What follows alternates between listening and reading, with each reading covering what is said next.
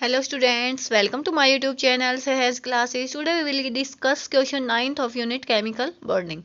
तो इसमें हमसे क्या पूछा है, how do you express the bond strength in terms of bond order, कि हम किसी भी मॉलिक्यूल की जो बॉन्ड स्ट्रेंथ है उसको बॉन्ड ऑर्डर की टर्म में कैसे लिख सकते हैं. Question is that.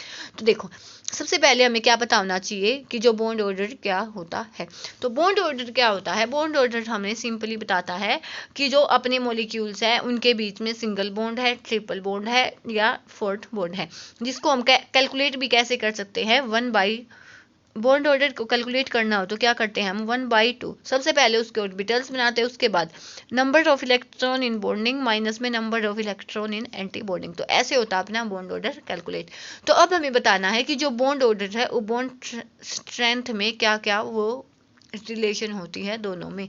तो देखो, सबसे पहले कि जब भी बॉन्ड ऑर्डर की बात आती है तो यहाँ से हमें क्या पता चलता है कि किसी भी मॉलिक्यूल का 1 आ सकता है, 2 आ सकता है, 3 आ सकता है. जब भी बॉन्ड ऑर्डर 1 होगा तो उस केस में क्या होगा, सिंगल बॉन्ड होगा.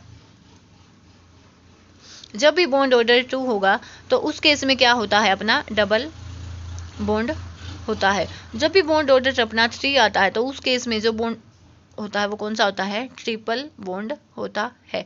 तो अब देखो, हमें क्या पता है कि जितना जितना छोटा बॉन्ड होता है उतना ज़्यादा स्ट्रॉन्ग होता है. कोई भी अब हम एक वो ले लेते हैं, कोई भी चीज़ लेके देखें, एक तो ये सिंगल है, इसको तो तोड़ना आसान होता है, लेकिन जो डबल ले लें तो वो थोड़ा हाँ मतलब ज़्यादा हमें फोर्स लगाना पड़ेगा. ऐसे ही ट्रिपल होगा तो वो और ज़्यादा स्ट्रॉन्ग हो जाएगा. तो यहाँ से हम क्या देखते हैं, वैसे भी हमें पता है कि जो ट्रिपल बॉन्ड होता है उसकी स्ट्रेंथ ज़्यादा होती है, उसके बाद सेकेंड बॉन्ड की, डबल बॉन्ड की, उसके बाद सिंगल बॉन्ड की. ये हमें पता होता है कि ट्रिपल बॉन्ड की स्ट्रेंथ ज़्यादा होती है, सेकेंड उसके बाद डबल की, उसके बाद सिंगल बॉन्ड की. तो इन दोनों के कॉम्बिनेशन से हम यहाँ पे क्या बता सकते हैं कि देखो, यहाँ पे जब बॉन्ड ऑर्डर ज़्यादा होगा तो बॉन्ड भी ज़्यादा बनते चलेंगे, ज़्यादा बनते चलेंगे तो जो स्ट्रेंथ होगी वो भी क्या चलेगी, बढ़ती चली जाएगी. तो यहाँ से हम क्या बोल सकते हैं कि जो अपना बॉन्ड ऑर्डर होगा, bond order is directly proportional to bond order. तो यहाँ से हम क्या बोल सकते हैं कि greater is the bond order, कि जितना ज़्यादा अपना बॉन्ड ऑर्डर होगा,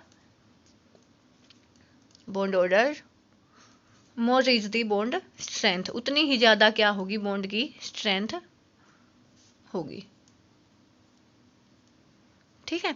तो ये अपना था किस किस के बीच में relation, bond order and bond strength. So hope आपको ये समझ आया होगा. Thanks for watching.